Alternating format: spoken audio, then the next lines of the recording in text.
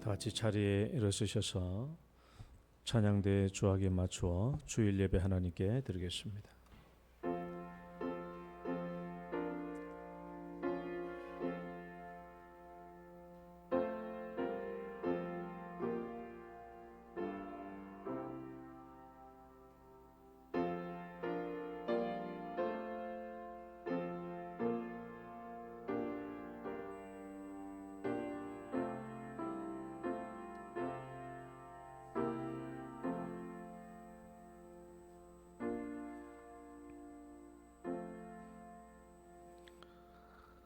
내가 이같이 우매무지함으로 주 앞에 짐승이오나 내가 항상 주와 함께하니 주께서 내 오른손을 붙드셨나이다. 주의 교훈으로 나를 인도하시고 후에는 영광으로 나를 영접하시리니 하늘에서는 주 외에 누가 내게 있으리요 땅에서는 주밖에 내가 사모할 이 없나이다. 아멘. 사랑과 은혜가 많으신 하나님 아버지, 한 주간 동안 저희들의 일상의 삶을 주장해 주셨다가 오늘 이렇게 거룩한 안식일에 주 앞에 나와 예배 드릴 수 있도록 인도하여 주심을 감사합니다. 한 주간 동안에 우리의 모든 마음들을 올 거룩한 이 주일에 잘 정리하게 하시고 회복되게 하시고 새로운 은혜를 베풀어 주셔서 다시 한번 주님께서 주시는 은혜와 능력으로 새롭게 서는 시간이 되게 하여 주옵소서. 이 시간 왔사오니 사랑하는 주님의 귀한 자녀들 심령을 잘 통찰해 주시고 합당한 은혜로 축복하여 주옵소서. 예수님 이름으로 기도드립니다. 아멘. 찬송가 2장입니다.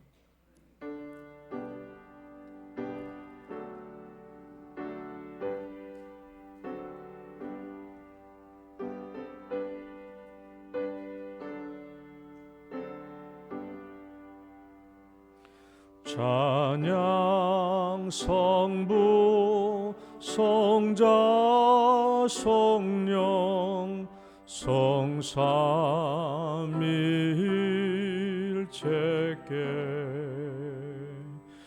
영원 무궁하기까지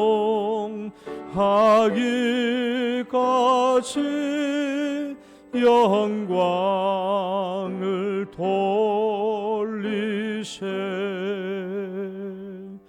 영광을 돌리세. 아멘. 신앙 고백 드리겠습니다. 전능하사 천지를 만드신 하나님 아버지를 내가 믿사오며 그 외아들 우리 주 예수 그리스도를 믿사오니 이는 성령으로 잉태하사 동정녀 마리아에게 나시고 본디오 빌라도에게 고난을 받으사 십자가에 못 박혀 죽으시고 장사한 지 사흘 만에 죽은 자 가운데서 다시 살아나시며 하늘에 오르사 전능하신 하나님 우편에 앉아 계시다가 저리로서 산자와 죽은 자를 심판하러 오시리라. 성령을 믿사오며 거룩한 공예와 성도가 서로 교통하는 것과 죄를 사하여 주시는 것과 몸이 다시 사는 것과 영원히 사는 것을 믿사옵나이다. 아멘. 교동문 10번입니다. 시편 16편의 말씀. 하나님이여 나를 지켜주소서. 내가 주께 피하나이다.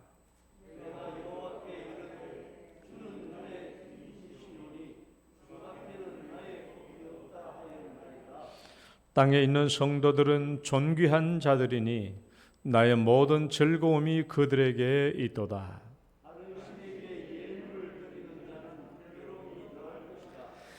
나는 그들이 드리는 피의 전제를 드리지 아니하며 여호와는 나의 산업과 나의 잔의 소득이시니 나의 분깃을 지키시나이다.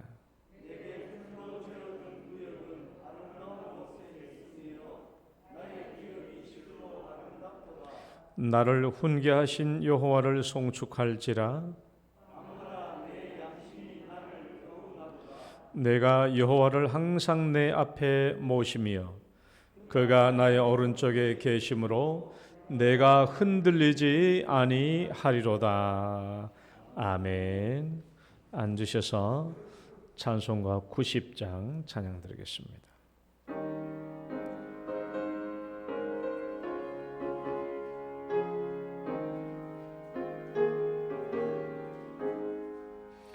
주 예수 내가 알기 전 날 먼저 사랑했네.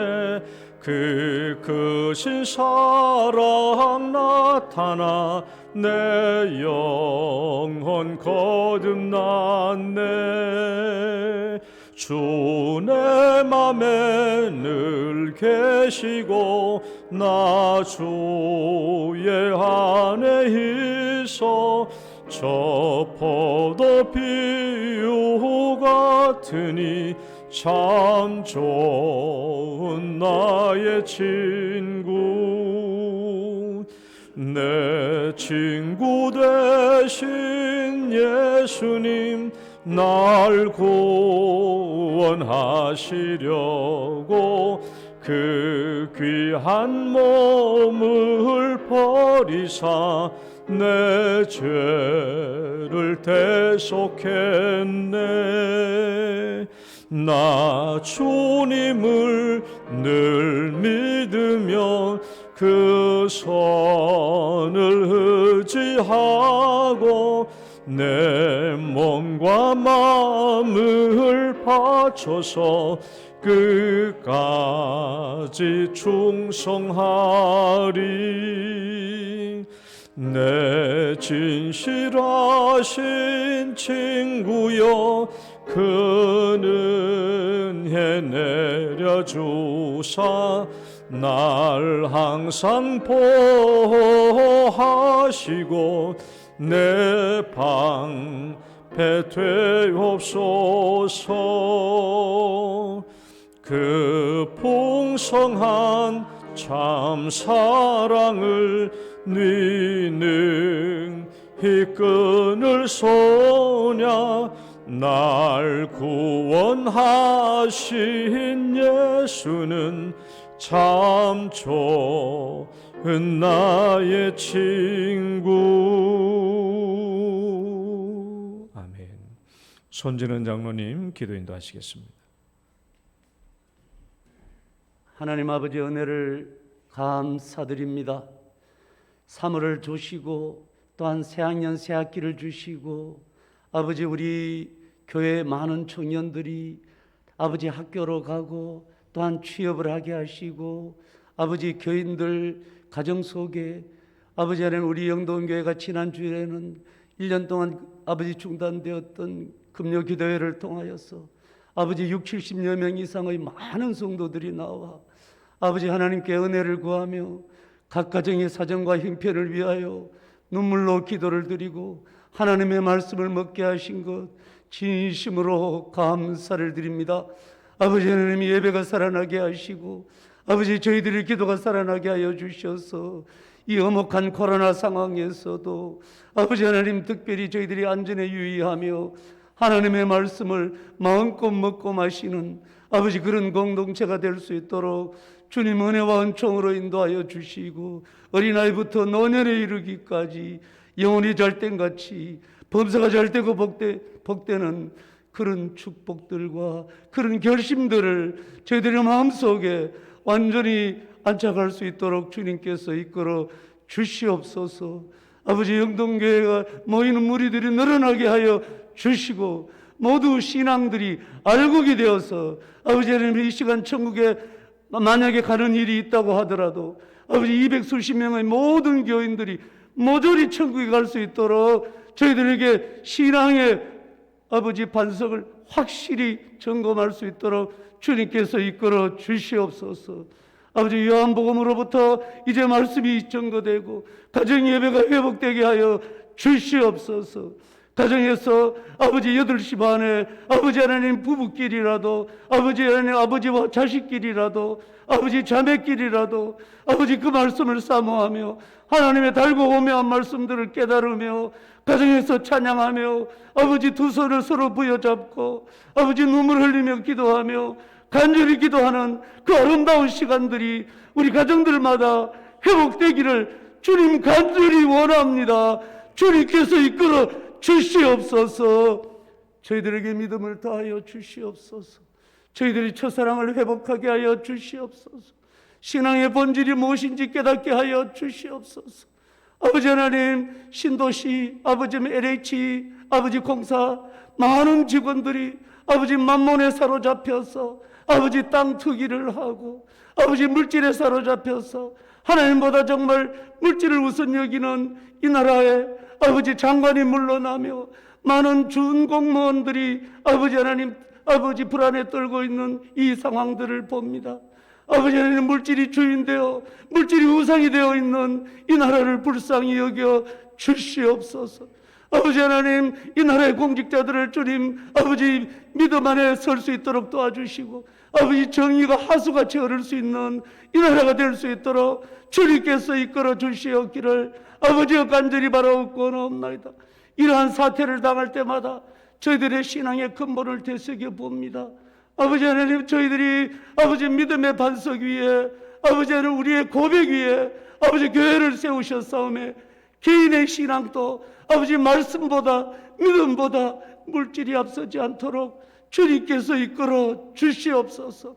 아버지 하나님 우리가 취업된 아버지 청년들도 아버지 하나님 하나님께 영광을 돌리며 하나님께 저에게 아버지 주신 그 복들을 헤아리게 하시고 아버지 하나님 먼저 영혼이 잘 될 때 아버지 하나님 우리가 그 복들을 헤아리며 아버지 축복할 수 있도록 도와주시옵소서.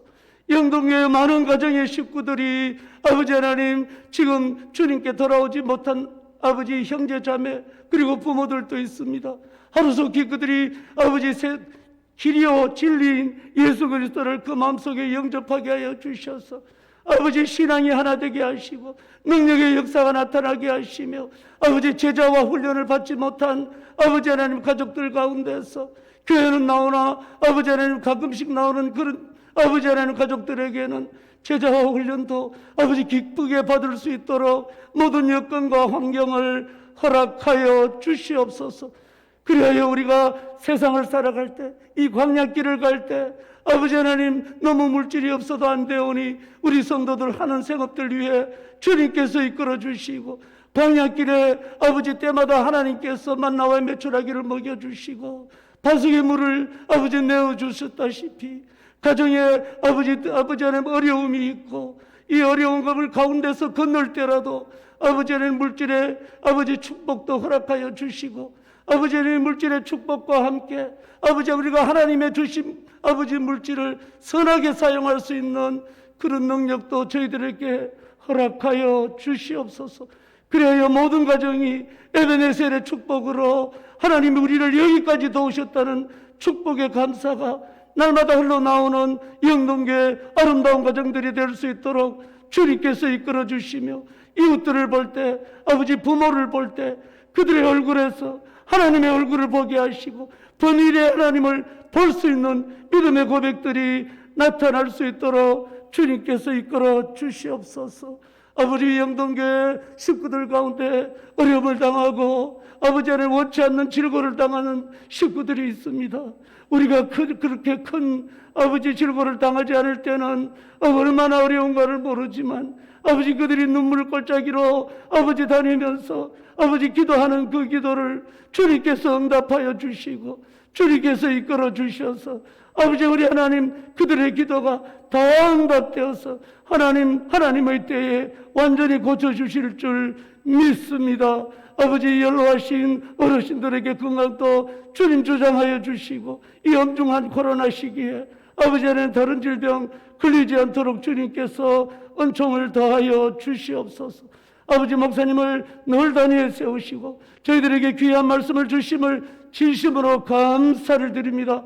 앞으로 금요 예배도 아버지 요한복음을 중심으로 많은 말씀이 선포될지언데 아버지 저희들이 아멘으로 받게 하시고 오늘은 또한 아버지 하나님 가정의 구원에 대한 말씀을 하시는 준비하고 계십니다. 주님 한총을 다하여 주시고 아버지 그 입술에서 나오는 말씀이 성령이 역사하는 말씀이 되게 하시고 능력의 말씀이 되게 하시며 모든 성도들이 자기 것으로 받아들이며 아버지 하나님 실천할 수 있는 아버지 용기와 결심도 허락하여 주시옵소서. 모든 말씀을 나세는 예수 그리스도의 이름으로 기도드립니다. 아멘.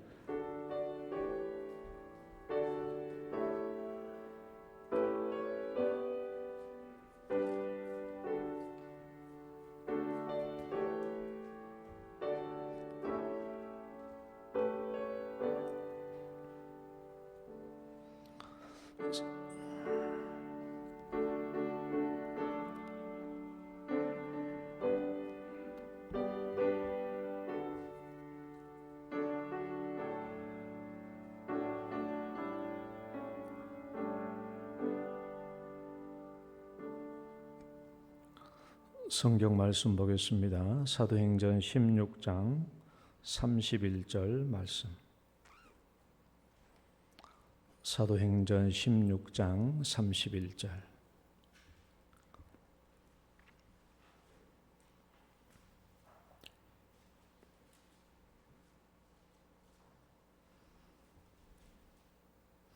찾으셨으면 한 소리로 함께 봉독하겠습니다. 16장 31절 시작. 이르되 주 예수를 믿으라. 그리하면 너와 내 집이 구원을 받으리라 하고. 아멘.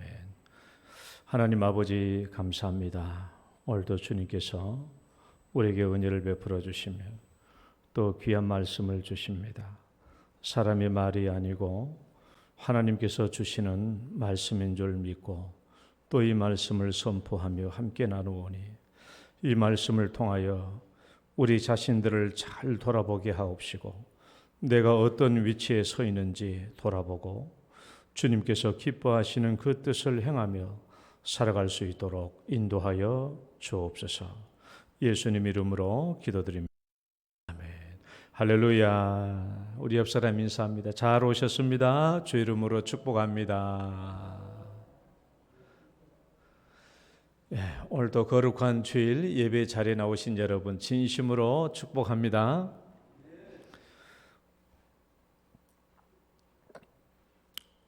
오늘부터는 가정의 복음화, 가정의 제자화라는 제목으로 함께 말씀을 보려고 합니다. 우리는 남자, 여자, 결혼, 가정 이것을 우리가 창조 질서라고 그랬어요. 따라해봐요. 남자, 여자, 결혼, 가정. 이건 창조 질서예요. 무슨 말인가 하면 하나님께서 이 천지 만물을 창조하실 때부터 하나님이 계획하고 계셨던 거예요. 남자가 여자와 결혼하고 그리고 한 가정을 이루고 그 가정에서는 남편이 해야 될 역할이 있고 아내가 해야 될 역할이 계획된 것들이 있습니다. 그런데 이제 아담과 하와가 범죄함으로 하나님이 계획하시고 설계하셨던 그 가정이 그만 파괴되고 말았죠. 물론 이제 예수님이 이 땅에 오셔서 우리의 모든 죄를 속죄하심으로 우리 가정을 회복시키신 것은 맞습니다. 그러나 오늘날 여전히 우리의 모든 가정들이 죄악 중에 있어요. 죄로 파괴된 상태로 남아 있습니다. 그래서 오늘날 우리 가정 역시 선교적 상황이다. 따라봅시다. 선교적 상황. 우리 가정들이 지금 선교적 상황이에요. 그러니까 안 믿는 사람이 믿어가고 있는 중에 있기도 하고 또 믿음을 가진 사람이 믿음에서 점점 떨어져 나가고 있는 이런 상황에 있다라는 거예요. 오늘 우리의 가정들이. 그러니까 우리 가정 역시 선교적 상황 속에 있어요. 믿어가는 사람이 있는 반면에 믿음을 잃어가는 사람들이 있다라는 거예요. 그렇다면 이런 선교적인 상황, 선교적인 가정 속에서 우리를 향한 하나님의 요구가 무엇인가? 이런 선교적 상황에 있는 가정에 대한 하나님의 요구가 무엇인가? 그것은 가정의 복음화입니다. 우리 가정들이 복음화되는 것이죠. 먼저는 오늘 지금 교회에 나와 있는 우리 믿는 자들이 우리 가정을 복음화시키는 것이 가장 첫 번째 사명이죠. 물론 멀리 있는 다른 민족에게 가서 복음을 전하는 것도 옳은 일이지만은, 그러나 먼저 각자 자기가 속한 가정을 복음화시키는 것이 가장 중요한 그 첫 번째 되는 사명이죠. 예수님은 우리에게 지상 대명령을 주셨지만은 그 복음화의 과정과 순서를 한번 봐요. 오직 성령이, 읽어봐요. 시작. 오직 성령이 너에게 임하시면 너희가 권능을 받고 예루살렘과 온 유대와 사마리아와 땅끝까지 이르러 내 증인이 되리라. 지상 대명령을 주시면서 복음화의 과정을 보면 제일 먼저는 예루살렘이잖아요. 그 다음에 유대예요, 사마리아예요, 땅끝까지예요. 그러니까 우리가 오늘날 우리 가정을 먼저 복음화시키는 것이 가장 우선되고 첫 번째 되는 사명이죠. 내 가정이 아직 안 믿고 있다면 어디 먼지 다른 민족까지 갈 여가가 없지 않습니까? 그래서 먼저는 우리 가정을 복음화시키는 것이 우리 자신들의 가장 중요하고 첫 번째 되는 사명입니다. 이제 오늘 우리의 각 가정들을 한번 살펴봐요. 우리의 각 가정들을 살펴보고 우리가 우리의 가정을 어떻게 복음화시켜가야 할지에 대해서 함께 살펴보는 시간 되시기를 바랍니다. 그러니까 오늘은 어려운 얘기가 아무것도 없어요. 우리가 지난 주간에 결혼에 대해서 설명했잖아요. 결혼에 대해서 설명했고, 이제 이 결혼으로 말미암아 어떻게 다양한 형태의 가정들이 나타나는지를 오늘 제가 설명하면서 이런 다양한 가정들 속에서 어떻게 우리가 복음화를 이루어가야 할 것인지에 대해서 말씀을 나누려고 합니다. 자, 우리가 결혼하면 제일 먼저 신자와 불신자의 결혼이 있어요. 신자와 불신자가 결혼할 수 있어요. 자, 신자가 불신자와 결혼하면은 세 가지 형태의 가정이 나옵니다. 첫 번째는 신자 플러스 불신자가 결혼하면 짝가정이 나와요. 그러니까 전형적으로 신자와 불신자가 결혼하면 믿음의 짝가정, 우리가 짝믿음 가정이라고 하잖아요. 우리가 줄여서 그냥 짝가정이라고 하는데, 한편은 믿고 한편은 믿지 않는 그런 짝가정이 되는 것입니다. 저는 제가 지난 주간에 하나님을 믿지 않는 사람과 결혼하는 것은 하나님의 뜻도 아니고 하나님의 명령도 아니다, 그것이 성경 말씀이다라고 제가 말씀을 드렸어요.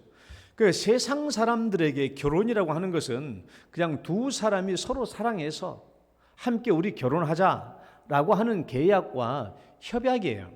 그러나 우리 그리스도인들에게 결혼은 그게 아닙니다. 우리 그리스도인에게 결혼은 언약이에요. 언약. 하나님 앞에서 하나님을 증인으로 모시고 상대방과 신의 성실을 맹세하고 정말 당신에게 내가 하나님 앞에서 신실하게 결혼 생활을 하겠다라고 하는 맹세와 서약을 주고받는 언약입니다. 언약이에요. 그러니까 그리스도인의 결혼은 믿지 않는 사람들과의 결혼과는 이해가 달라요. 차원이 다르죠. 하나님께서 왜 우리에게 믿는 사람과 결혼하게 하셨냐, 왜 우리에게 언약 결혼을 요구하시냐 그러면 이 결혼 생활을 통해서 하나님을 영화롭게 하는 창조의 사명을 감당케 하기 위함이에요. 창조 사명이에요.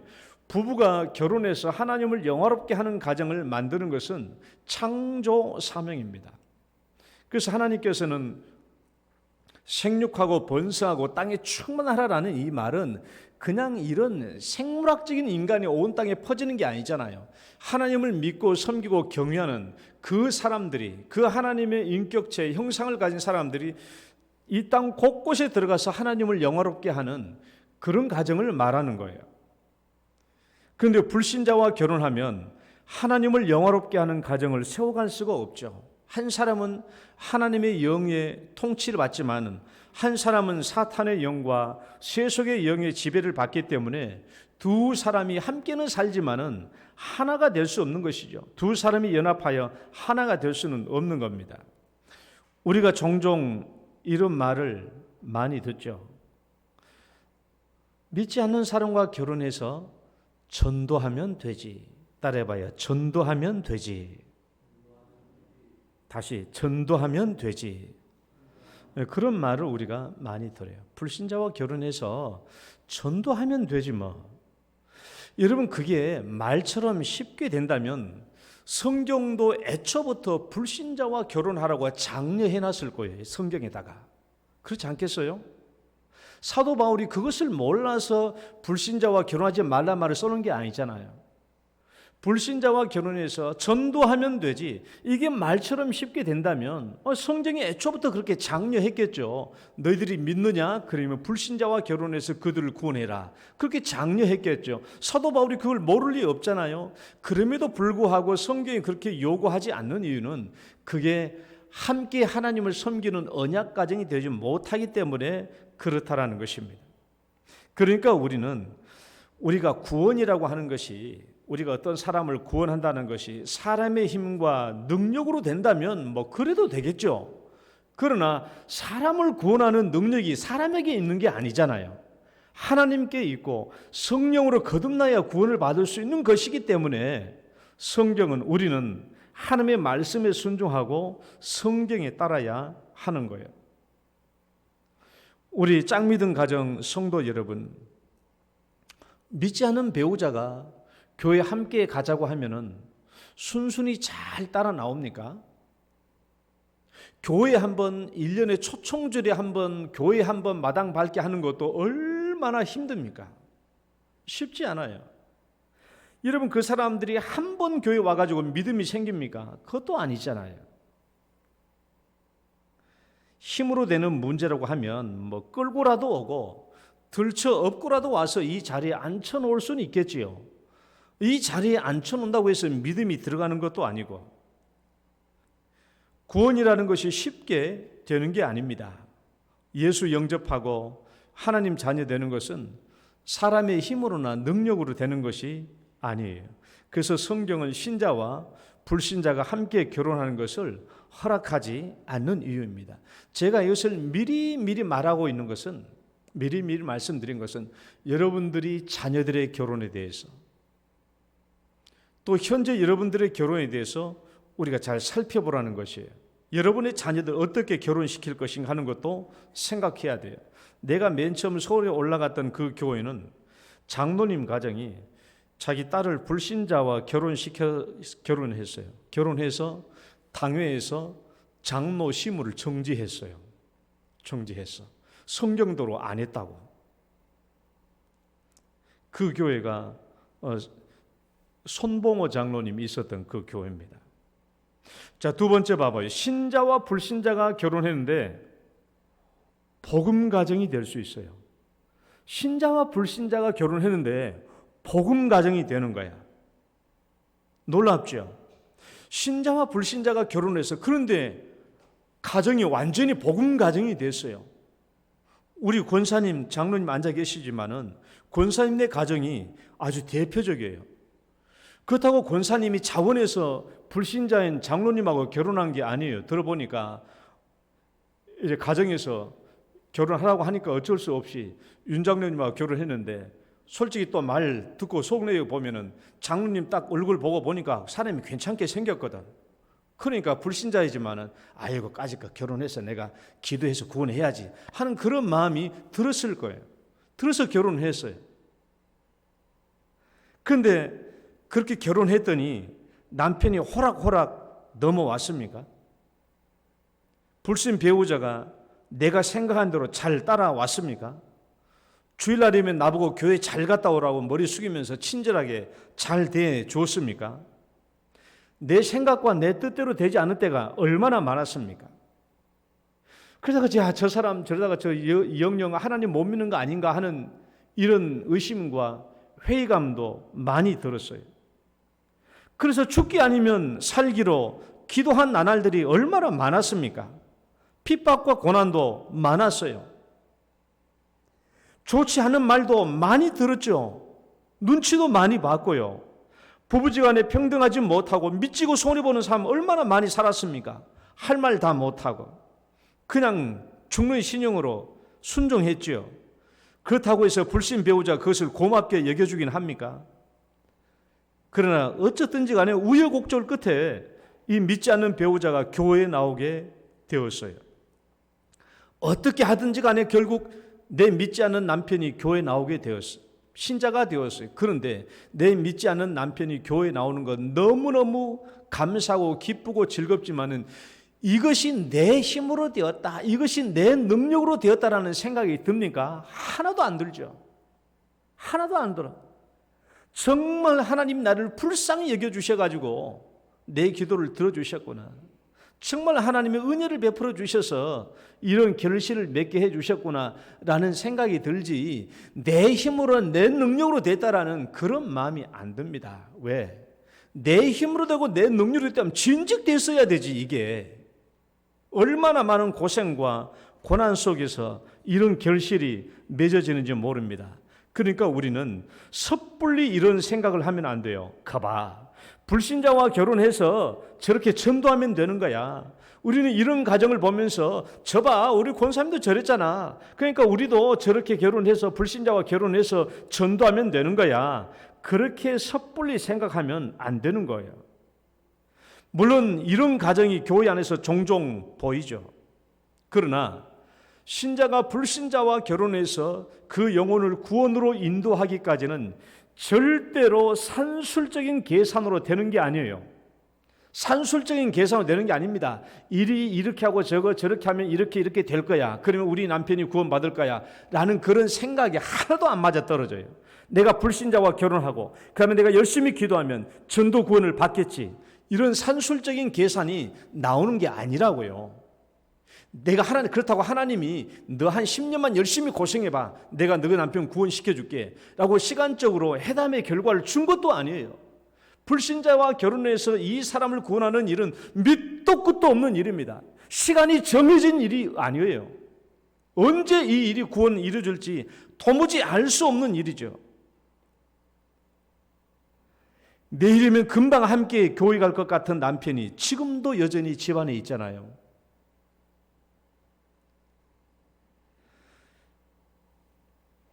불신 배우자를 전도하는 일은 밑도 끝도 없는 일입니다. 눈물로 기도하고 인내하고 또 인내해왔죠. 말없이 참고 얼마나 많은 시간을 인내하고 기도했는지 몰라요. 우리 시편의 말씀 봐봐요. 눈물을 흘리며 읽어봐요. 시작.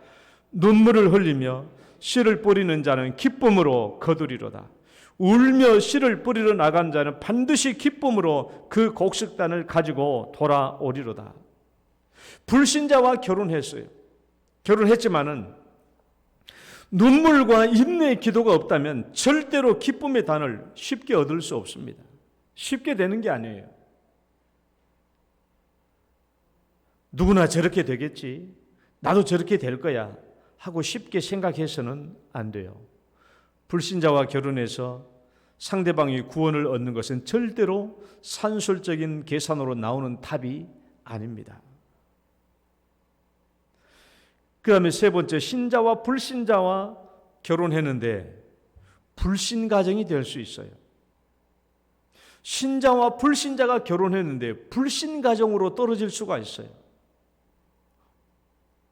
많은 가정이 이렇습니다. 불신자와 결혼했어요.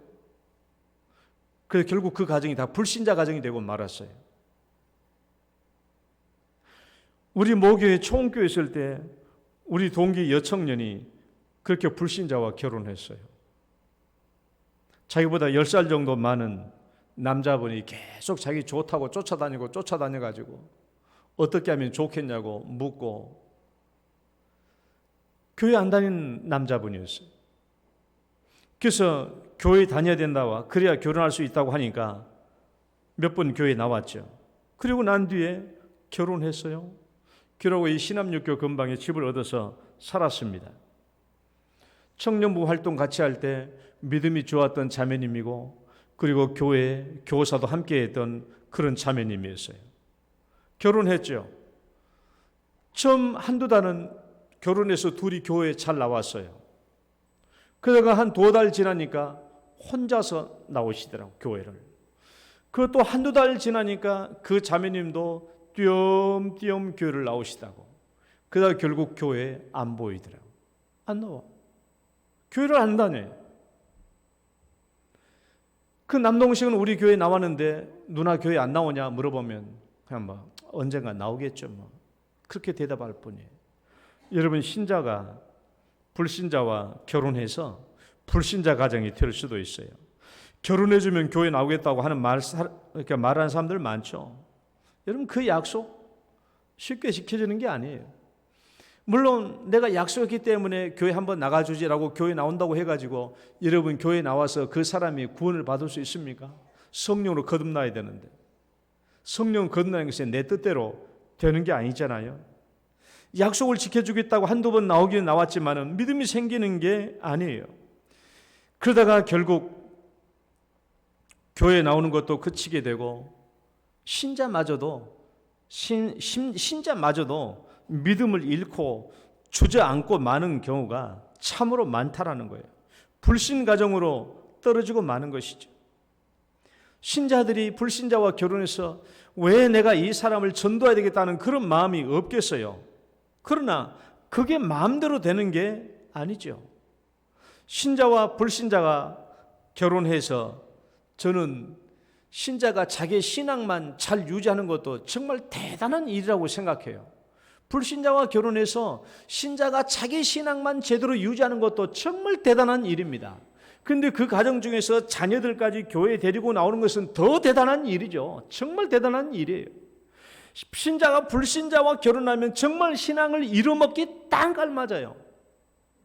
저 불신자와 결혼해서 내가 저 사람을 전도해야 되지라고 생각했지만은 천만의 말씀, 내 신앙 까먹기 딱 알맞아요.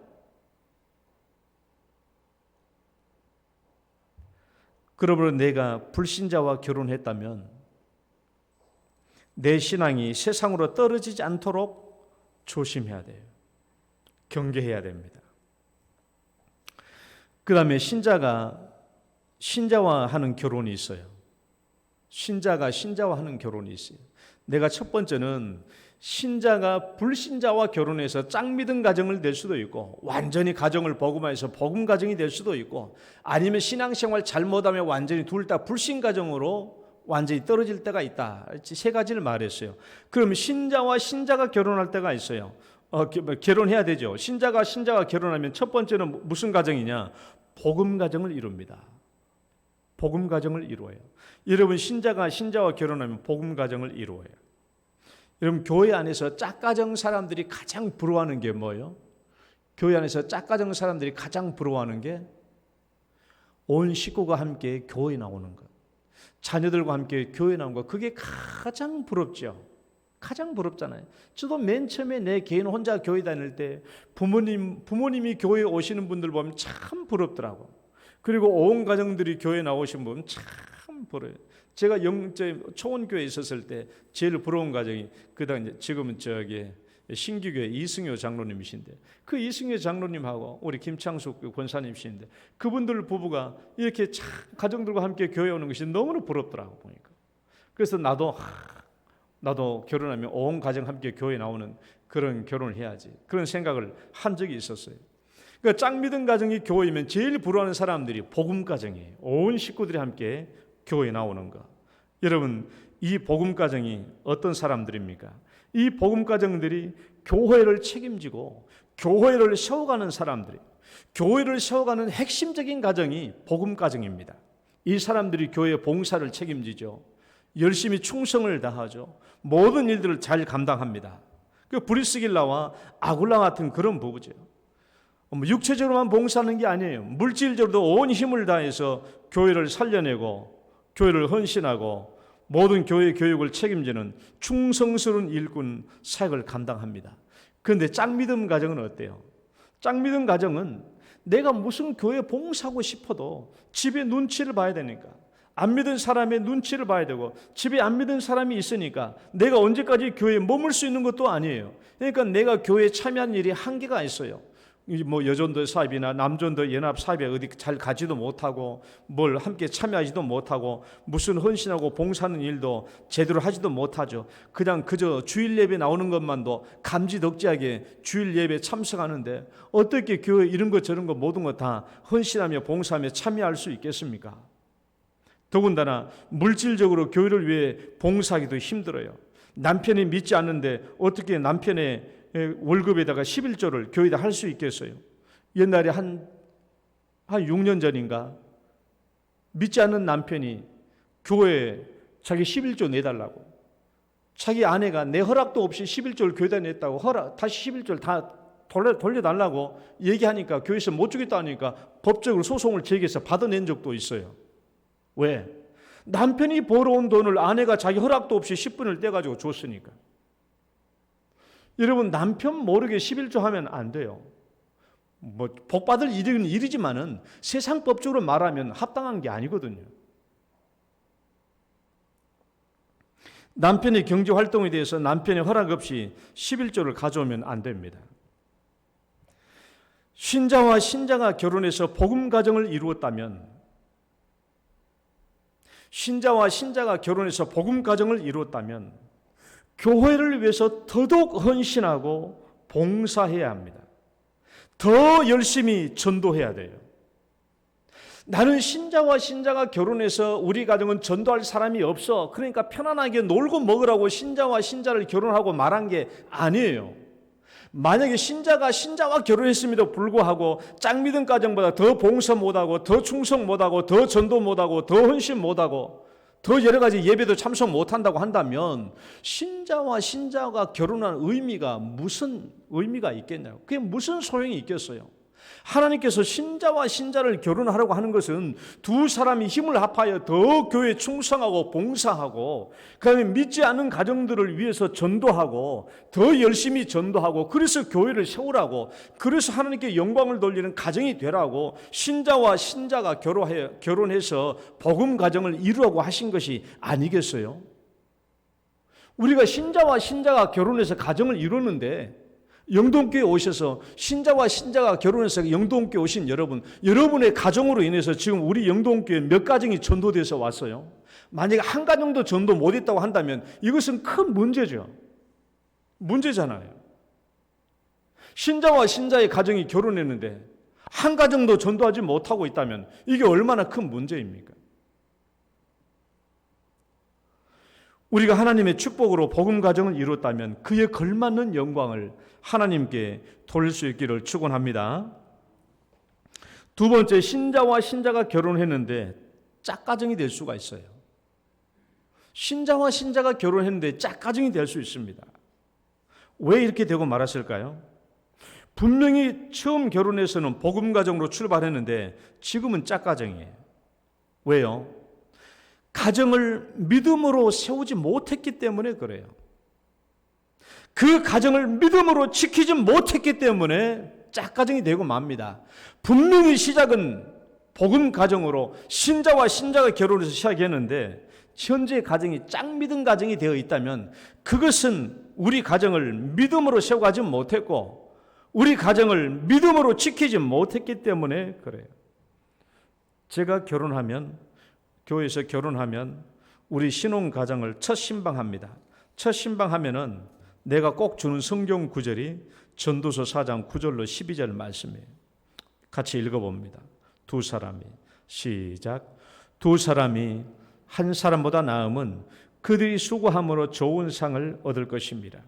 혹시 그들이 넘어지면 하나가 그 동물을 붙들어 일으키려니와 홀로 있어 넘어지고 붙들어 일으킬 자가 없는 자에게는 화가 있으리로다.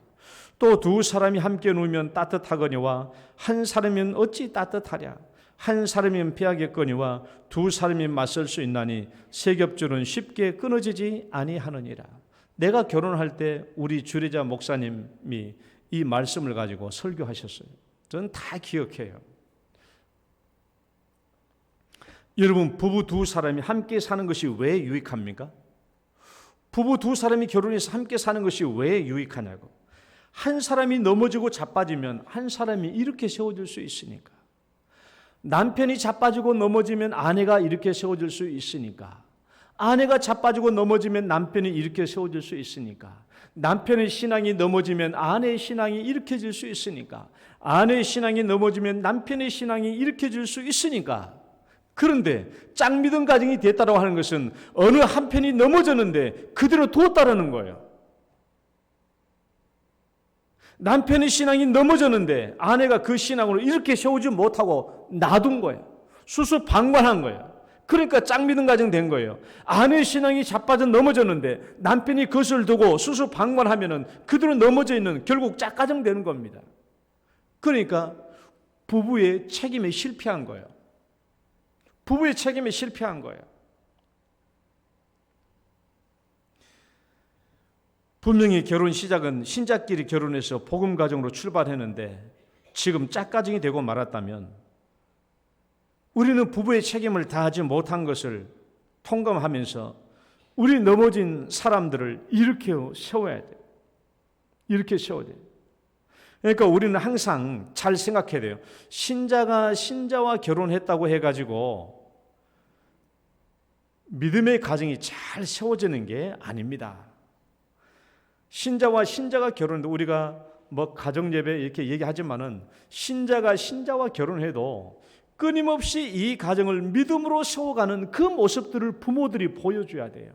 그래야 그 밑에 살아가는 자녀들도 믿음으로 따라옵니다. 부부의 신앙도 좋아지게 되고요. 신자와 신자가 결혼했는데 짝가정 되었다면 빨리 그 사람을 일으켜 세우시기를 바랍니다. 올 연말까지 내가 이렇게 세워야겠다는 그런 목표를 가지고 달려가야 돼요.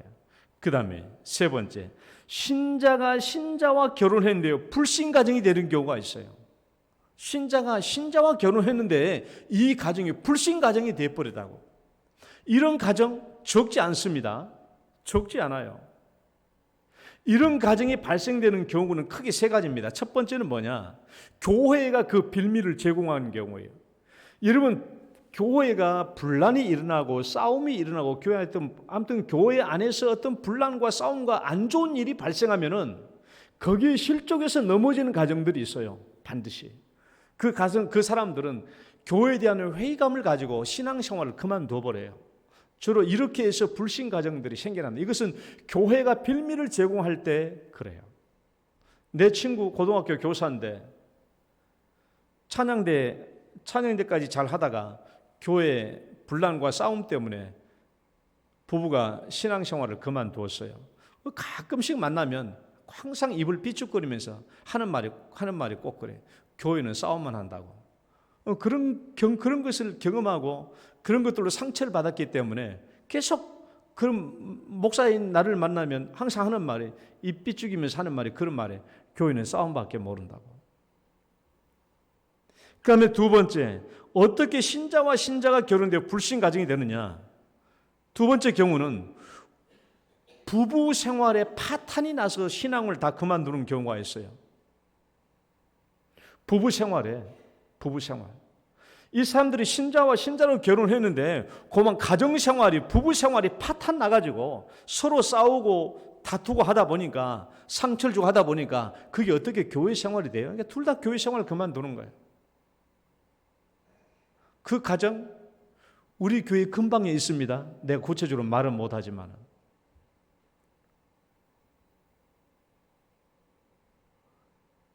저 뒤에 크게, 금호강 저 뒤에 크게 새로 지어놓은 교회, 그 부부들 몇 명 있어요. 교회가 빌미를 제공한 것이 아니라 부부가 파탄 나가지고 둘 다 신앙생활을 그만둬버린 경우가 있어요. 셋째는 부부가 신앙의 후퇴로 자연스럽게 불신자 가정이 되는 경우가 있어요. 부부가 처음에는 신앙생활을 했는데 남편이든 아니든 누가 한 사람이 먼저 신앙생활을 그만두었어. 그러니까 한쪽이 자꾸 신앙생활 둔하게 하니까, 그리고 교회 안 나가니까 나머지 사람도 그만 따라서 교회 생활 안 하는 경우가 있어요. 그렇게 해서 불신자 가정 되는 경우가 있습니다. 조심해야 돼요. 여러분, 신자와 신자가 결혼해서 항상 신자 가정, 복음 가정이 되는 게 아니에요. 이런 불신자 가정은 떨어질 수도 있어요. 그러니까 신자와 신자가 결혼해도 신앙생활을 잘 유지하려면 이 가정을 믿음과 신앙으로 잘 지켜나가야 되고, 가정에서 부부지간에 성경 말씀으로 기도로 준비를 잘 하셔야 되고, 가정을 잘 이끌어 나가야 됩니다. 믿음이 가지고 있으면 자동적으로 믿음이 불타나나요? 그러지 않아요. 열심을 내지 않으면 언제든지 다 떨어질 수가 있는 것입니다. 그런데 마지막으로 불신자와 불신자가 결혼할 때가 있어요. 제가 첫 번째 뭐 했어요? 신자와 불신자가 결혼할 때가 있어요.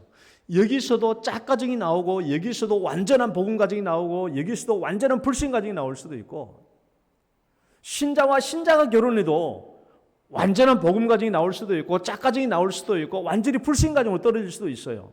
그런데 마지막 세 번째 봐봐요. 이제 불신자와 불신자와 결혼하면 첫 번째는 당연히 불신자 가정이 나오죠. 그렇죠? 불신자와 불신자가 결혼하면 당연히 불신자 가정이 나옵니다. 불신자 가정이 나오는 통로는 크게 세 가지예요. 첫 번째는 종교적으로 타종교를 가진 사람들과 결혼하지 않으니까. 여러분, 불교인 사람이 기독교인과 잘 결혼 안 합니다. 불교인 사람이 기독교인과 결혼하겠어요? 불교를 가진 사람들은 불교를 가진 사람끼리 결혼하고, 유교를 가진 사람은 유교를 가진 사람끼리 결혼하고, 우리나라는 불교나 유교나 그게 그거니까 그들끼리 같이 결혼하는 거예요. 그래서 자연히 불신자들은 자연히 불신 가정을 만들어내요. 그다음에 두 번째는 반기독교적인 사상을 가진 사람들의 결혼이, 점잖게 말하면 비기독교적이지만은 반기독교, 기독교에 대한, 우리 보통 하나님 안 믿은 사람은 반기독교적입니다. 보편적으로 반기독교적이에요. 하나님이 나를 창조했다, 누가 믿습니까? 내 인생의 주인이 하나님이시다, 그걸 누가 받아들인 사람이 있습니까? 이 천지 만물을 하나님이 지으셨다, 그걸 누가 받아들입니까? 반기독교적이죠. 보통 사람들은 반기독교적이에요. 이런 사람들은 신자와 결혼하지 않습니다. 자연스럽게 불신자 가정을 이루는 것이죠. 셋째는 타종교와 반기독교적인 사상을 가진 사람들의 결혼이에요. 기독교가 아니면 타종교나 반기독교적인 사상을 가진 사람들이나 다 한 통속입니다. 사탄의 영향을 받는 것이고 세속의 영향을 받아 살기 때문에 이들은 그들끼리 결혼하지, 여러분, 타종교나 타종교의 사람들이 반기독교적인 사상을 가졌다고 해서 그 사람들과 결혼을 거절하는 건 없어요. 이들은 항상 똑같이 잘 결혼해요.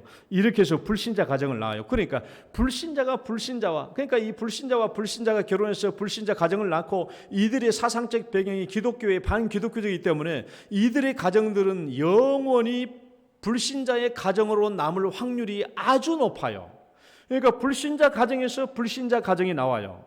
그러니까 불신자끼리 결혼하면은 불신자 가정이 나오고, 이 불신자 가정에서 또 불신자 자녀들이 양육되고, 여기서 또 불신자의 가정이 또 나오는 거예요. 그러니까 불신자 가정에서 계속 불신자 가정이 나옵니다. 이것이 영원토록 지속되는 거예요. 그러나 불신자 가정이 영원토록 불신자 가정으로 남습니까? 그런가요? 잘 생각해 봐요. 불신자 가정이 영원히 불신자 가정으로 남습니까? 저는 우리 가정을 봐요. 내 가정은, 우리 아버지는 대략적으로 불교적이었으며 또한 전형적으로 반기독교적인 사상을 가지고 있는 분이었어요. 그래서 나는 그 아버지 밑에서 자랐기 때문에 나도 당연히 누가 종교 말하면 불교 그렇게 썼죠. 그리고 아버지의 사상을 따라서 아주 반기독교적이었어요. 그렇다고 여러분, 우리 가정이 영원히 불신 가정으로 남아 있습니까? 아니잖아요. 우리 아버지 가정은 80%는 복음화되었어요. 아버지는 안 믿고 돌아가셨으니까 어쩔 수 없고, 공식적으로 교회 발걸음을 안 딛고 있는 사람 내 바로 위 형님 한 사람.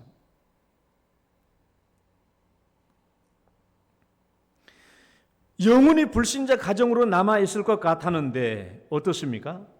복음화가 됐잖아요. 복음화가 됩니다.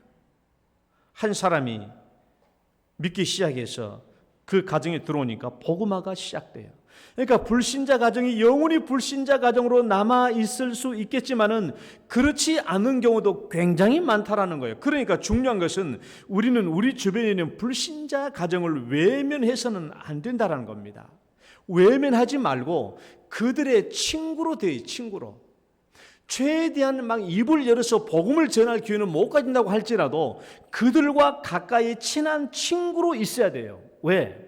언젠가 하나님이 이 사람들을 움직이고 언젠가 하나님이 이 영혼들을 변화시키면 이 사람들이 교회를 나와야 되는데 옆에 신자가 있어야 그 사람들을 붙잡고 교회를 따라 나오는 거예요. 여러분, 불신자들이 교회에 나오고 싶다는 마음을 가질 때가 있습니다. 그렇다고 해가지고 그들이 자발적인 걸음으로 교회에 나오는 게 쉬울 것 같아요? 나는 어렵더라고. 나는 내 혼자 교회를 가려고 했습니다. 내 혼자 교회를 가려고 했는데 그게 어렵더라고요. 그래서 교회를 가기 전날 밤에 미리서 남부전용과 건너 저 위에 산 밑에 있는 만총교회를 혼자 가만히 가봤어요. 이 교회가 어떻게 생겼는가, 내가 교회를 가야 되겠는데. 그래서 그 전날에 예배가 있기 전날부터 교회를 가만히 가봐서 살폈어요. 가보니까 교회에 철문이 있고 정원이 있고 돌계단 앞으로 가가지고 이제 교회 건물 현관이 있고 거기 다 봤어요. 그 다음에 이제 내가 교회를 가려고 혼자 갔어요. 혼자 갔는데 뭐 성경도 없이 그냥 맨몸으로 갔죠. 맨몸으로 갔는데 아무도 나를 아는 체를 안 하더라고. 그러니까 그 마당에서 좀 기웃기웃 그러다가 다시 나왔어요. 그 다음날 그날 저녁에 또 갔어요. 저녁 예배 있으니까 또 갔더니 그때 어떤 사람이 교회 처음 왔냐고. 처음 왔다고. 그럼 들어가자고. 그래서 들어왔어요. 내 발로 교회 안에 들어간 것이 쉽지 않더라고. 나는 내가 교회 가려고 스스로 마음을 먹었지만은 교회까지 찾아가는 게 쉬운 일이 아니에요, 불신자들이. 그러니까 여러분, 우리는 불신자들을 외면하지 말고 친구로만 있어줘도 언젠가 하나님이 그 영혼들을 변화시켜 주시면 나를 끈앞으로 잡고 교회를 따라 나올 수 있어요. 이거 중요한 부분이거든요. 불신자와 불신자가 결혼해도 불신 가정이지만은 영원토록 불신 가정으로 남아있는 것은 아니다라는 거예요. 그래서 불신자와 불신자가 결혼했는데 짝가정 되는 경우가 있어요. 짝가정 돼. 불신자와 불신자 결혼했는데 짝가정이 됐다. 그럼 뭐요? 이 가정에 믿는 사람이 생겼다라는 거예요. 분명히 결혼은 불신자와 불신자가 결혼했는데 이제 이 가정이 짝가정이 됐어. 한 사람이 믿게 됐다라는 거예요. 복음을 듣고 믿게 됐다는 거예요. 이 가정에 드디어 복음이 밀려들기 시작한 거예요. 복음의 빛이 들어왔어요. 믿기 시작한 거예요. 이 가정에 복음이 들어온 겁니다. 우리 가정도 마찬가지예요. 저희 가정도 제일 먼저 제가 예수를 믿고 시작했지만은 여러분, 우리 가정에 저로 말미암아 복음이 들어오잖아요. 여러분, 내가 먼저 복음을 영접하고 이 구원을 확신하면 이 복음을 가지고 누구한테 달려가요? 제일 먼저 저는 부모님한테 달려간다고 생각해요. 왜? 이 천국 갈 수 있는 이 놀라운 복음, 이 놀라운 새로운 생명, 영생, 천국과 이 복음을 내가 얻었다고 확신된다면, 그리고 하나님이 실제로 존재한다고 생각한다면 이 복음을 들고 내 어머니에게, 아버지에게 나아가지 않을 사람이 누가 있겠어요? 만약 내가 복음을 가졌음에도 불구하고, 내가 구원받았음에도 불구하고 내가 이 복음을 가지고 부모님께 나가지 못한다면 내가 가지고 있는 복음이 참 복음인가? 다시 생각해 봐야 돼요. 이 구원이 진짜 구원인가? 생각해 봐야 돼요. 나는 의심의 여지가 있다고 생각해요. 그리고 부모님이 만약에 이 복음을 거절한다고 그냥 내버려 두겠어요? 여러분, 우리 부모님이라고 한들 맨 처음 예수 믿자고 하면 처음부터 아이고 그래 예수 믿음 하고 이렇게 덥석덥석 순종하고 따라온 부모님이 어디 있습니까? 우리 어머니도 내가 교회 가자고 하니까 계속 거절하더라고. 야, 막둥아, 내가 3년만 있다 갈게. 3년 지나면 5년만 있다 할게. 5년, 7년만 있다 갈게. 내가 더 이상 농사 못 짓게 되면 갈게. 계속 그래. 계속 뒤로 밀어요. 계속. 순수하게 따라놓은 부모님이 어디 있어요? 여러분, 그렇다고 우리가 포기해야 됩니까? 그렇지 않잖아요. 우리가 예수 믿게 되면 우리 가정에게, 내가 온 가족들에게 복음을 내가 전하게 되는 거예요.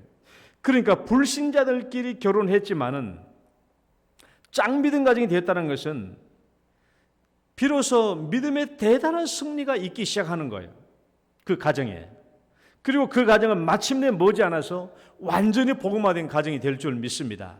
더 열심히 기도하고 더 열심히 나아가면 온 식구들이 다 예수 믿게 되는 그런 결과들이 나와요. 반드시 그렇게 돼요. 그게 성경의 약속이거든요. 3번을 보면은 불신자와 불신자가 결혼했는데 완전히 복음 가정이 되는 경우가 있어요. 완전히 복음 가정. 불신자와 불신자가 결혼하면 완전히 불신 가정이 돼야 되는데 반대로 완전히 복음화된 가정이 생겼어요. 한 사람이 복음을 믿었는데 이제 남편이 믿었는데 온 식구들이 믿게 되는, 온 가족들이 복음화되는 가정들이 있어요. 이런 마태복음 13장 33절 말씀 볼까요? 또 비유로 말씀하시되 읽어봐요. 다 같이 시작.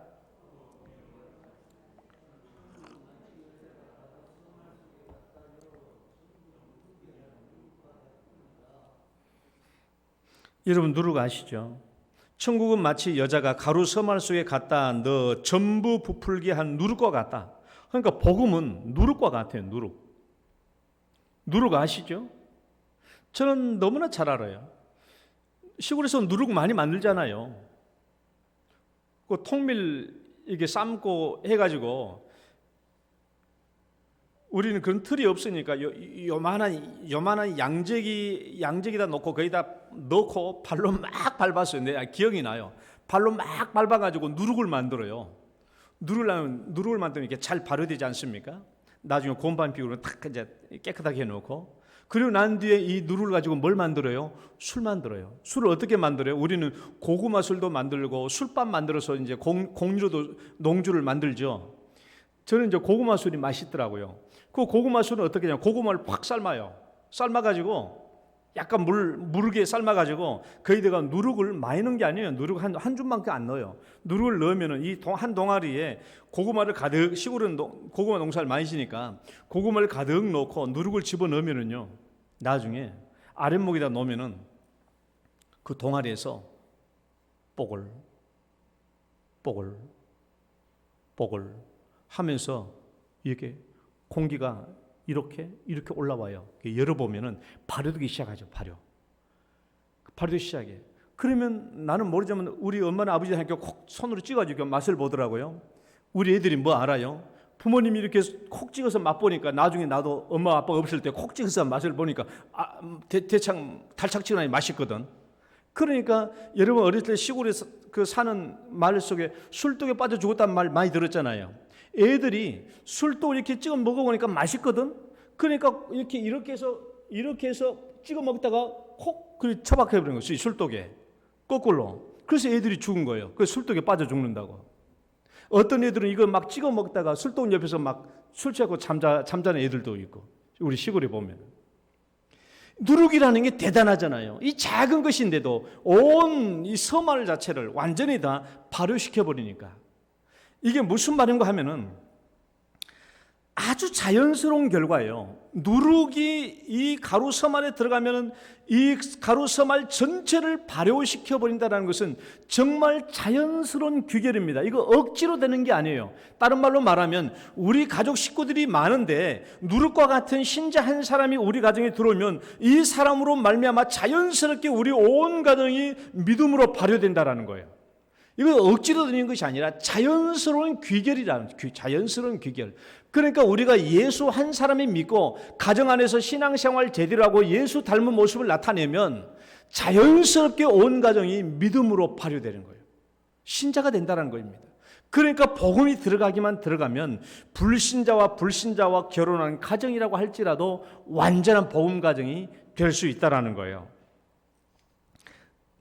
냄새라는 것 봐봐요. 우리 신자를 그리스도의 향기라고 그랬거든요. 그리스도의 향기. 여러분 집안에서 음식을 만들면 어때요?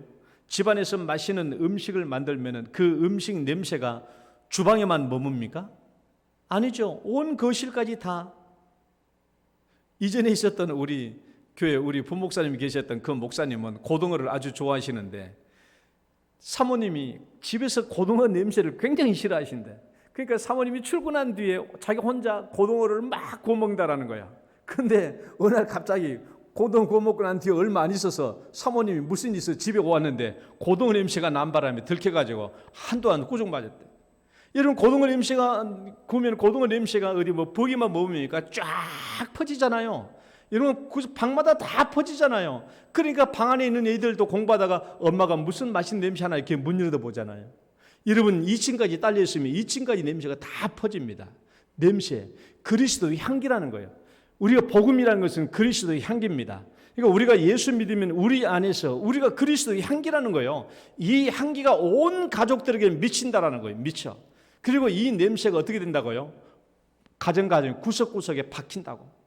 사람의 심령에 박히고. 그러니까 여러분, 내가 그리스도의 향기, 내가 신자로서의 그리스도의 향기를 잘 나타내는 신앙, 예수를 믿고 예수를 닮은 그런 신앙생활을 잘하면 이런 모습들이 상대방의 마음속에 들어가 박힌다고요. 이게 들어가 박힌다고. 냄새가 박히잖아요. 공간만 점유하는 것이 아니라 냄새도 다 옷에 박히고 다 박히는 거예요. 그래서 우리가 신앙생활 제대로 하면은 온 가정이 다 복음화 된다라는 것이 그리스도의 향기입니다. 성경 말씀이 그걸 얘기하고 있죠. 말씀을 맺습니다. 여러분의 가정은 어떤 가정입니까? 지금 여러분의 가정은 어떤 가정인가요? 복음 가정입니까? 신자와 결혼해서 복음 가정이 되었다면 더없이 교회에 충실한 봉사의 일꾼 되시기를 축원합니다. 그리고 우리 가정은 다 믿으니까 괜찮아 하지 말고 믿지 않는 가정의 친구가 되어주고 그 가정들을 인도할 수 있는 가정이 돼야 돼요. 혹시 여러분의 가정이 이제 짝 믿은 가정입니까? 짝 믿은 가정도 세 가지 경우가 있다고 그랬어요. 불신자와 신자가 결혼해서 짝 믿은 경우가 있어요. 그렇다면 여러분, 내가 불신자와 결혼해서 어쩔 수 없는 상황 때문에 불신자와 결혼해서 짝 믿음이 되었다고 한다면 이미 결혼했어요. 결혼해서 손잡고 나가는 한은 제가 뭐라고 그랬어요? 천상배필이에요. 일단 결혼해서 결혼식장 새가족 출발했으면 천상배필로 믿어야 돼요. 그리고 이 남편, 불신 아내 반드시 하나님께서 구원해 주실 줄 믿고 이 사람을 위해서 눈물을 뿌리며 기도해야 되고 마침내 결실을 얻어야 됩니다. 또 짝 믿은 가정은 신자와 신자가 결혼해서 짝 믿은 가정 나온다고 그랬어요. 한 사람이 믿음을 잃어버리면 그렇게 돼요. 그러니까 믿음을 잃어버린 이 사람, 믿음을 잃어버린 우리 불신 남편, 믿음을 잃어버린 우리 아내, 빨리 그 사람을 회복할 수 있도록 해야 돼요. 올 연말까지 빨리 회복하게 이렇게 세워야 됩니다. 그 다음에 세 번째는 불신자와 불신자가 결혼해서 짝 믿은 가정 나와요. 드디어 이 가정에 복음이 들어갔다라는 거예요. 더 열심히 기도하고 더 열심히 신앙생활을 하면은 언젠가 하나님이 온 가족을 다 믿게 해 주실 줄 믿습니다. 그래서 우리의 가정들은 선교적 상황에 있어요. 오늘 우리 가정은 선교적 상황에 있습니다. 선교적 상황이 있기 때문에 이 가정, 이 선교적 상황 속에서 우리의 가장 시급한, 가장 첫 번째 되는 사명은 뭐냐? 가정에 복음화입니다. 따라해봅시다. 가정에 복음화. 그래서 사도 바울이 말했죠. 읽어봐요. 주 예수를 믿으라. 시작. 주 예수를 믿으라. 그리하면 너와 내 집이 구원을 받으리라. 여러분, 이 말씀이 약속의 말씀이고 이 말씀이 반드시 우리의 모든 가정에 그대로 다 이루어질 줄 믿습니다.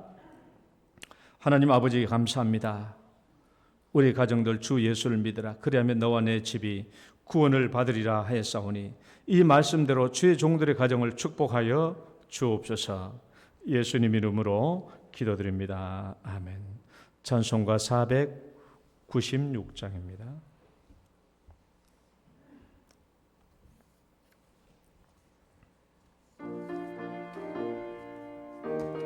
우리 힘차게 박수 치면서 찬양합니다. 새벽부터 우리 사랑함으로써 저녁까지 씨를 뿌려봅시다. 열매 차차 익어 곡식 거둘 때에 기쁨으로 다 늘 거두리로다. 거두리로다. 거두리로다. 기쁨으로 다 늘 거두리로다. 거두리로다. 거두리로다. 기쁨으로 다 늘 거두리로다. 비가 오는 것과 바람 부는 것을 겁을 내지 말고 뿌려봅시다. 일을 마쳐놓고 곡식 거둘 때에 기쁨으로 단을 거두리로다. 거두리로다. 거두리로다. 기쁨으로 단을 거두리로다. 거두리로다. 거두리로다. 기쁨으로 단을 거두리로다. 씨를 뿌릴 때에 나지 아니할까 하며 심히 애탈지라도 나중 예수께서 칭찬하시리니 기쁨으로 단을 거두리로다. 거두리로다. 거두리로다. 기쁨으로 단을 거두리로다. 거두리로다. 거두리로다. 기쁨으로 단을 거두리로다. 아멘. 하나님 감사합니다. 주님께서 우리에게 베풀어 주신 은혜와 축복들을 감사하며 오늘도 주 앞에 11조 예물을 구별하여 올립니다. 주의 말씀에 순종하여 드리오니 또 하나님께서도 순종하는 주의 자녀들에게 그들에게 창고에 넘치도록 축복해 주시고 그들의 가정의 기도의 제목들과 자녀들의 앞길을 형통케 하여 주시옵소서. 하나님 감사의 예물을 드립니다. 이 감사 예물 외에도 우리 하나님께서 기뻐 받으시고 영광을 받아 주옵소서. 특별한 기도 제목 외에는 함께하여 주시고 그 기도 제목이 속히 응답되게 하여 주옵소서. 그 외에도 선교 구제 헌금 드립니다. 아버지 하나님, 이 모든 예배, 모든 예물 위에 함께 축복해 주시고 아버지 하나님, 특히 이 시간 주 앞에 나와 머리 숙여 기도하오니 사랑 주의 성도들 하나님 간절한 기도의 제목들을 들어주시고 응답하여 주옵소서. 연약한 육체로 우리의 가족들 병원에 계시고 또 집안에 계신 분들이 있습니다. 하나님께서 함께 해주시고 속히 치료해 주시고 온전케 하여 주시며 아버지 하나님, 우리 모든 육체가 속히 강건하여져서 우리 하나님께 기쁨과 영광이 되게 하여 주시옵소서. 예수님 이름으로 기도드립니다. 아멘.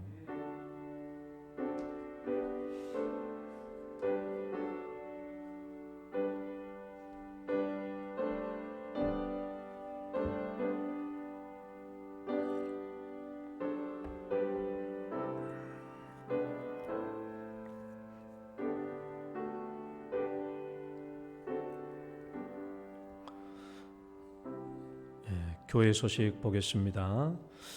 세례 학습자 교육 계속되고 있고요. 이번 주부터 가정 예배 드립니다. 가정 예배를 가정에서 믿는 자들은 다 함께 모이는 시간, 꼭 금요일 저녁 시간 8시 30분이 안 되거든 10시에 모여서 드리셔도 됩니다. 또 8시 금요일 날 다 모이지 못하는 가정이 있다면 토요일 날 저녁에 모이셔도 됩니다. 그래서 온 가족들이 함께 모여서 예배를 드리고 가정의 복음을 위해서 힘쓰시고 우리 가정이 다 믿고 있다면 옆에 있는 이웃 가정들을 위해서 기도하십시오. 그래서 가정 예배를 드리시고 그리고 이제 가정 예배 보고서를 오늘부터 저 뒤에 이제 보고서가 있으니까 그걸 가지고 가셔서 드리시고 보고서를 제출하실 때 교회 현관에 보면은 가정 예배 보고서 제출함이 있어요. 거기다가 보고서를 넣어주시기 바랍니다. 그럼 그걸 가지고 우리가 체크하고 1년에 2번 상반기 하반기 우리가 시상하도록 하겠습니다. 동대구노회 목사 정기총회가 있습니다. 정기총회 이제 저는 작년부터 제가 부서기로 있다가 이제 올해는 서기로 제가 임원을 맡게 되었습니다. 또 동대구노회 여전도회 연합회 정기총회 및 도사경에 있습니다. 은총교회에서 있습니다. 결혼식이 있습니다. 우리 김연희 전도사님의 장녀 송슬기 양이 결혼식 합니다. 서울에서 합니다. 우리 전도사님 따님은 신대원을 올해 총신대 신대원 졸업하고 이제 교회 전도사님을 계시고요. 여기 결혼하신 작은 신랑 되시는 분은 강도사입니다. 강도사고 이제 올 가을에 목사 안수를 받겠죠. 그래서 교회에서는 공식적으로 서울까지 가지도 못하고 하니까 여러분들께서 많이 축복해 주시기 바라요. 말로만 축복하지 마시고 잘 축복해 주시기 바랍니다. 다 같이 일어서셔서 우리 축복송 찬양 드리시고 축도로 예배 마치겠습니다.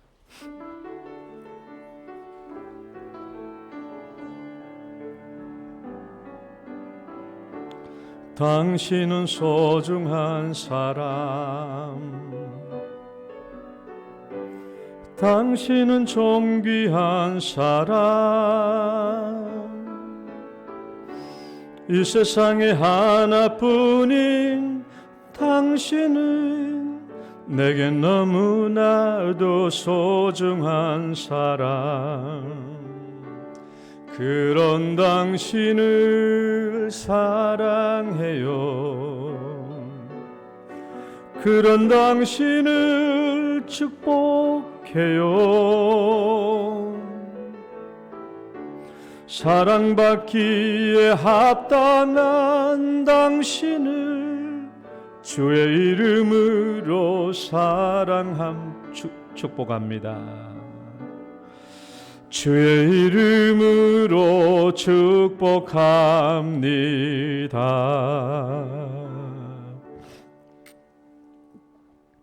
이제는 우리를 죄악 가운데서 구원해 주신 우리 구주 예수 그리스도의 은혜와 하나님 아버지의 극진하신 사랑과 성령님의 교통하심이 각자의 가정을 돌아보고 우리 가정의 복음화와 또 제자와의 힘쓰기를 소원하는 모든 성도들을 위해 또 우리 가정 식구들을 전도하며 주 앞에 나오게 좋은 결실 맺기를 소원하며 결단하는 성도들을 위해 이제로부터 영원토록 함께 있을지어다. 아멘.